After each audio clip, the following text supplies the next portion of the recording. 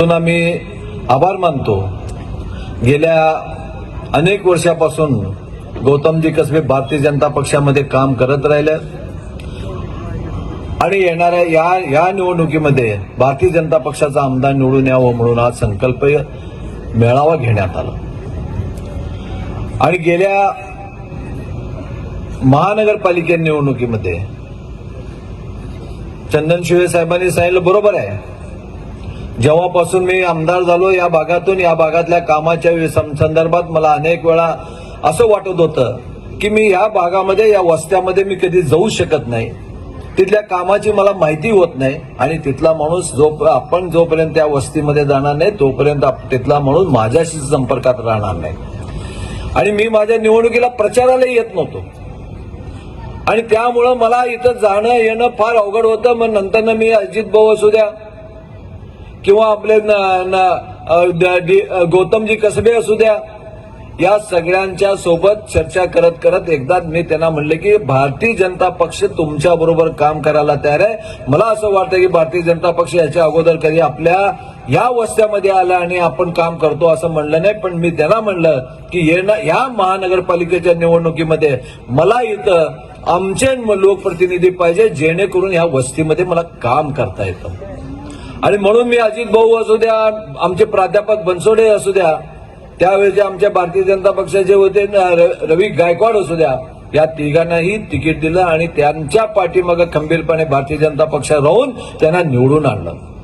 माझी आता संकल्पना आहे, आता 3 नगरसेवक आहेत तर 5 नगरसेवक आपल्या भारतीय जनता पक्षाचे या भागातून राहायला पाहिजे।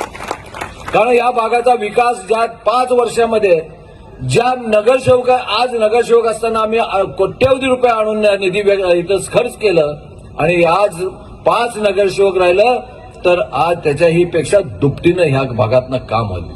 ड्रेनेज असू द्या, पिण्याचं पाणी असू द्या, रस्ते असू द्या, दिवाबत्तीच असू द्या, आम्ही सातत्यानं बघत होतो। आमच्या विरोधात आनंद चंदन शिवे राहून ते आपल्या भागातला विकास करत होते, पण ह्या भागात माझ्या मतदारसंघातला विकास होत नाही त्याची खंत होती।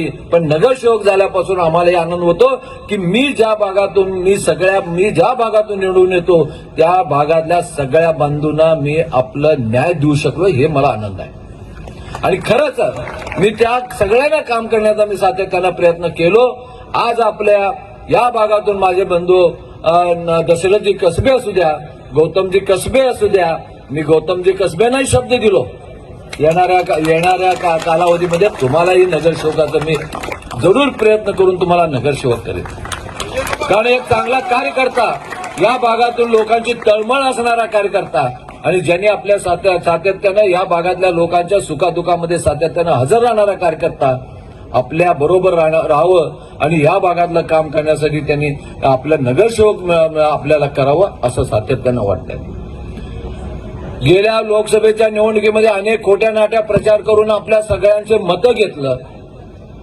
आम्ही सातत्यानं सांगत होतो की बाबासाहेबांनी लिहिलेलं संविधान हे कोणी बदलू शकत नाही, हे सगळं खोटं आहे, पण लोकांना ते पटलं नाही। त्यांना एवढं मोठ्या प्रमाणात तुमच्या मनामध्ये भरलं गेलं की भारतीय जनता पक्षाच्या विरोधात मतदान झालं।